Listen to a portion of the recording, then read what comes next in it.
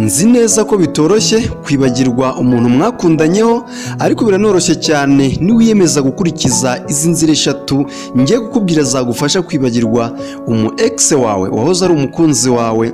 Hari igihe uwo mwakundanye yakwanze hanyuma akakureka, ariko we kumwibagirwa byaranze. Uhora wumva umushaka kandi we atagukunda. Washatse icyo wakora kugira ngo umwibagirwe biranga. Uyu munsi nakuzaniye igisubizo.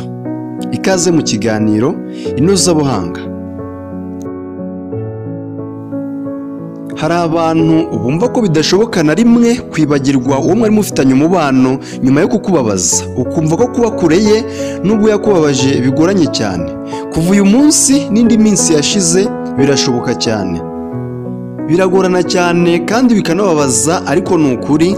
Kwibagirwa umukunzi wakubabaje maze akakureka, nanjye nzi uburyo bigoye cyane kwibagirwa uwo mukunzi cyangwa se umu ex wawe, ariko birashoboka cyane iyo wabyiyemeje.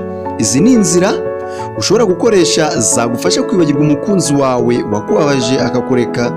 Izi nzira zizagufasha gukomeza ubuzima bwawe no gukomeza gutera imbere mu mibereho myiza. Inzira ya mbere yagufasha kwibagirwa wahoze ari umukunzi wawe wakubabaje hanyuma akakureka, ni uguhanagura no gukuraho ibyo ari byo byose byatuma umwibuka. Uhereye kuri nimero ze za telefone urazihanagura. Niba wamukurikiraga ku mbuga nkoranyambaga nabwo uhagarika kumukurikira. Amafoto ye yose ufite yahanagure. Niba hari ibintu biri iruhande rwawe bikwibutsa kubaho kwe, bikureho byose, kuko gukomeza kubaho iruhande rwawe bizatuma umwibuka hanyuma ukananirwa kumwibagirwa. Iki gikorwa cyo gukuraho ibyakwibutsa umukunzi wawe mwatandukanye gifite akamaro kanini mu mikorere y'ubwonko, kubera yuko iki gikorwa nicyo kizatanga amakuru ku bwonko ko wowe n'uyu muntu mwatandukanye ibyawe nawe byageze ku iherezo, bituma ubwonko nabwo buhanagura icyo ari cyo cyose wamukuragaho. Inzira ya kabiri izagufasha kwibagirwa umukunzi wawe wakubabaje hanyuma akakureka ni inzira yitwa urwango rukiza. Iyi nzira ya kabiri yavumbuwe n'abapsychologist n'abanditsi b'ibitabo, ifite intego yo gutegura urwango rukiza ku muntu wakubabaje akanakureka. Ndabizi birashoboka ko hari byinshi byiza yagukoreye ujya wibuka, ariko uramutse utabyikuyemo ntushobora gutera imbere mu buzima bwawe.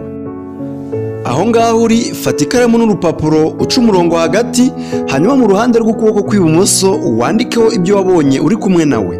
Andika ibintu 10 bibi yagukoreye ukiri kumwe nawe. Niba ubona ko nta bibi yagukoreye, andika ibintu bibi wihimbiye byatuma wumva utongera gusubirana nawe. Urugero, uvuga uti niba ndi kumwe nawe nzababara, cyangwa uti nzabaho nabi cyane igihe nzaba ndi kumwe nawe, kubera yuko ijanisha rinini ry'amafaranga yanjye ndikoresha mu kwishimana nawe. Urundi rugero, ushobora kwandika uti ndamutse nkomezanyije nawe nazatakaza igihe kinini nari kuzakoresha mu bikorwa byanyinjiriza amafaranga. Ibyo hanyuma ubyandike mu ruhande rw'ibumoso.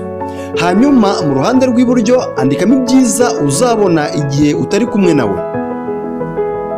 Urugero, wandika uti niba nari kumwe nawe nzabona ibyishimo by'igihe kirekire. Niba nari kumwe nawe kandi amafaranga nakoreshaga kubera we azakora ibindi bibyara inyungu, nzafata igihe gihagije cyo gukora ibiyinjiriza n'ibindi byangirira umumaro.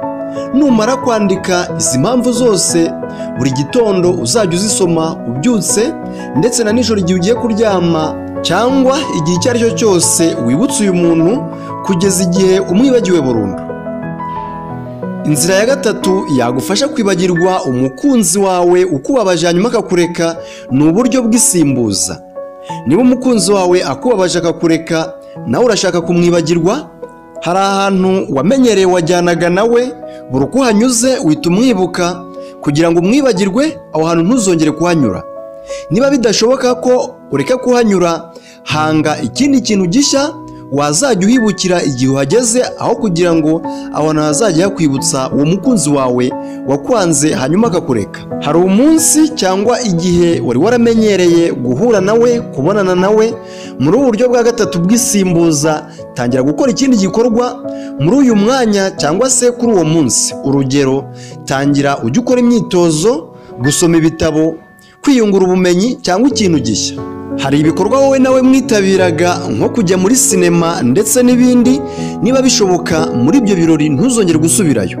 Igihe uzumva bitoroshye kureka kujyayo, jyana n'abandi bantu, gusa ntukazajyana n'umukunzi wawe mushya. Ahangaha ushobora kujyana n'inshuti zawe. Izi ni inzira 3 zagufasha kwibagirwa umukunzi wawe wakubabaje akakureka, benshi mwita umu ex. Tangira uyu munsi utera intambwe ukoresheje izi nzira mu kumwibagirwa. Ndabashimiye cyane mwese mudahwema gukurikirana kino kiganiro Inozabuhanga. Nge ndi Jean Marie Vianney Manizabayo. Kurikirana ibiganiro byose by'Inozabuhanga kugira ngo ubu wa mbere mu kuzajya ubona ibiganiro by'Inozabuhanga bica kuri iyi channel ya YouTube. Kanda ijambo subscribe niba utararikanda mu magambo atukura. Ndabashimiye cyane.